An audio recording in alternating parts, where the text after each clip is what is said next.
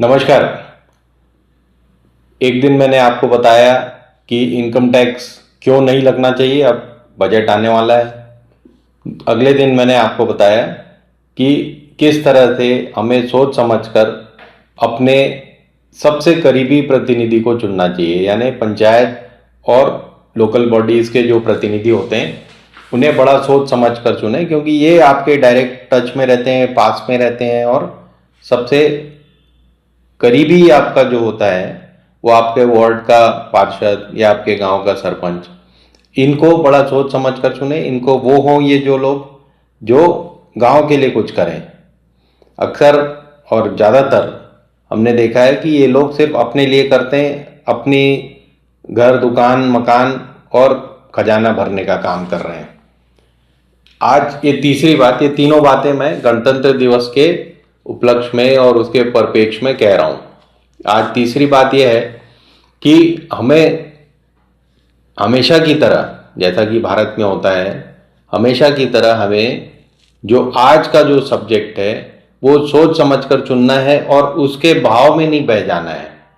आज का सब्जेक्ट मतलब आपको याद होगा, आज से 10-12 साल पहले जब ये 2014 में हमें आज़ादी मिलने वाली थी, उसके ठीक पहले आपने देखा होगा कि सारे चैनल्स पे नाग नागिन के शो आ रहे थे। मतलब सारे चैनल यानी सारे न्यूज़ चैनल्स आपको बता रहे थे कि यहाँ पे किसने दूध पी लिया, कहाँ पे नाग नागिन ने क्या कमाल दिखा दिया, कहाँ पर क्या मिला।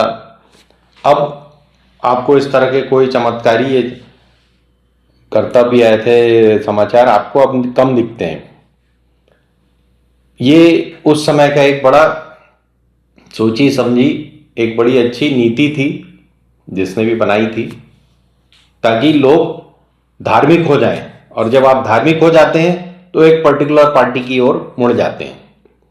इससे पहले का उनने जो वक्त था जब ये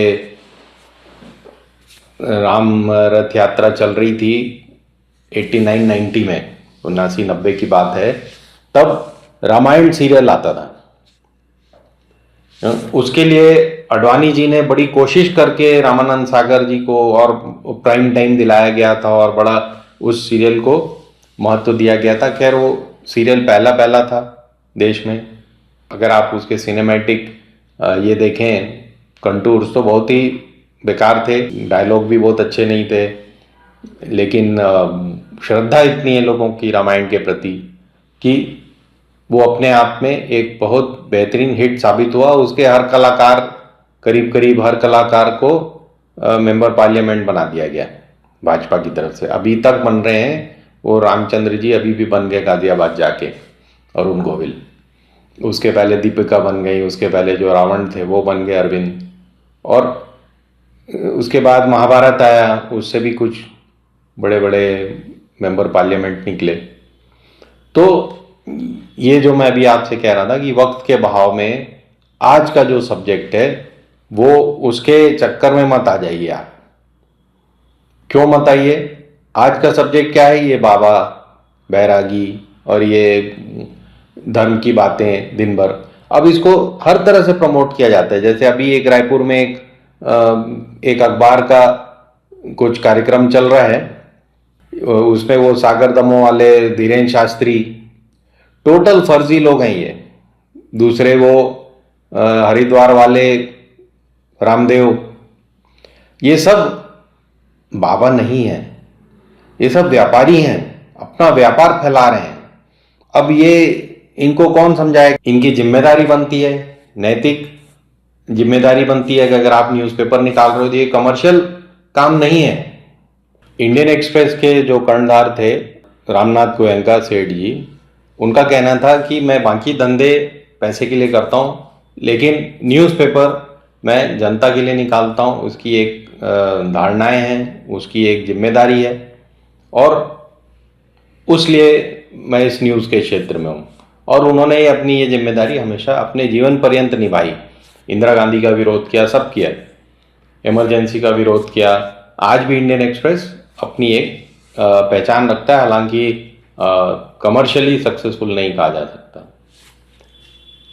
लेकिन अब ये न्यूज़पेपर्स और चैनल्स सब मिलके फला महाकुंभ में ये बाबा, वो बैरागी, वो आईआईटी वाले और वो कन्या और ये भक्त, और 24 घंटे आपके दिमाग में ये ठूसा जा रहा है कि ये बाबा बाबाइन यही सब आज की दुनिया के सितारे हैं। अब आप देखिए ये भास्कर के उत्सव में ये रामदेव और ये बागेश्वर धाम और उसके बाद जो नाटक भी हो रहा है तो वो आशुतोष राणा का, वो भी धर्म के विषय पर।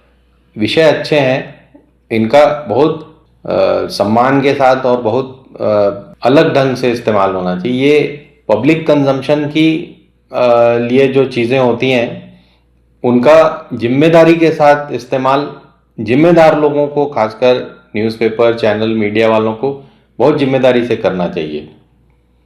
नहीं तो आप लगातार देखेंगे कि हमारा जो वैज्ञानिक और नैतिक लॉस होते जा रहा है पूरे देश का।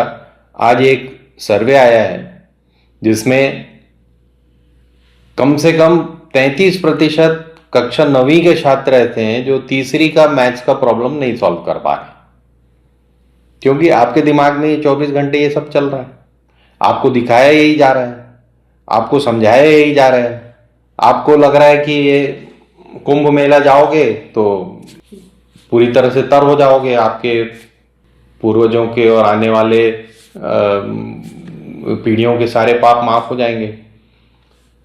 भाई आज जो सफलताएं प्राप्त की हैं उसके लिए हम बड़े खुश होते हैं कि हमारा एप्पल का सीईओ भी हमारा है और गूगल का सीईओ भी हमारा है और कोको कोला हो या वर्ल्ड बैंक हो, सबके सीईओ हमारे हैं।